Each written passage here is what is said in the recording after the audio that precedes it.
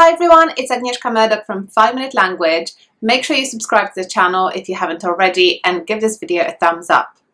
Today's video is about 5 different ways in which you can improve your English listening skills. It's something that many people, when they learn English, struggle with, and I thought it would be useful for me to share with you my tips for improving your listening comprehension. So my first tip for you is to focus on stress. And what I mean by that is basically how individual syllables in words are stressed. For example, if I say the word interesting, it's stressed on the first syllable. Interesting. Can you hear it? The first syllable is a bit stronger. When you look at different words, when you listen to something in English, you will be able to identify the syllables that are stressed. And when you know these patterns, when you know how different words are stressed, it will actually help you understand what you're listening to a bit more effectively. When you use an English dictionary, usually you can see which syllable is stressed in every word because there's a little marker that shows you which syllable is stressed. So when you're learning new words, when you're looking them up in dictionaries, make sure that you also mark that stress in your English language notebook so that you can remember how it's stressed. And when you hear it, it doesn't sound unfamiliar because you will be familiar with the stress pattern. My second tip for you is to do with intonation.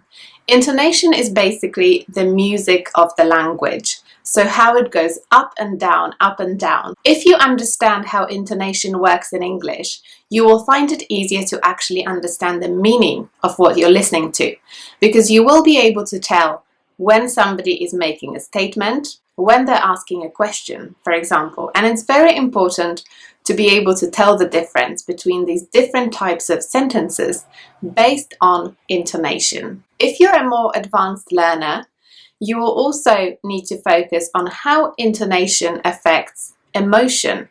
So when we talk in different ways depending on what emotion we're feeling. For example, if we're anxious or angry or happy or excited, our intonation will be slightly different in each of these situations. So when you're a bit more advanced, you can listen to some English listening material, for example, a film or an interview with somebody, and pay attention to how intonation works in different sentences. My third tip for you is to listen to the same thing multiple times. And I know it sounds a bit silly, but it's actually very effective. Imagine you're listening to your favorite song in English. You like this song, so you listen to it a lot. And then you actually end up memorizing it. Even if you didn't try it, you memorize the lyrics. You can remember what kind of lyrics that song includes. And that's because you've heard it multiple times.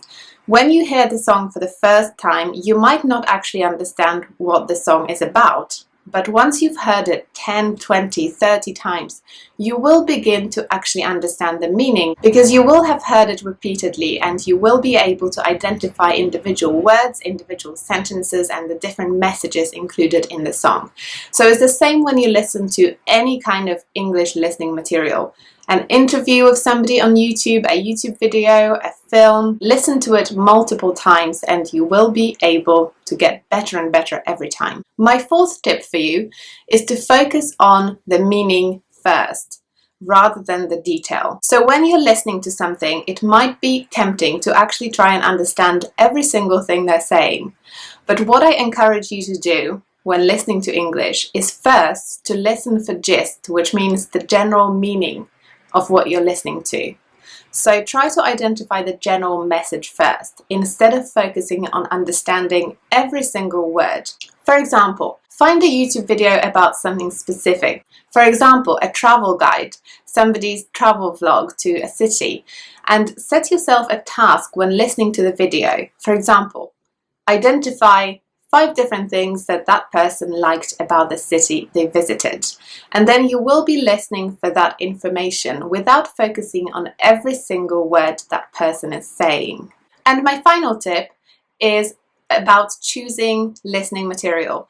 Choosing what to listen to when practicing your English listening skills. Many people think that watching films is a good idea, but I'm actually going to tell you not to watch films, but to watch interviews or podcasts instead.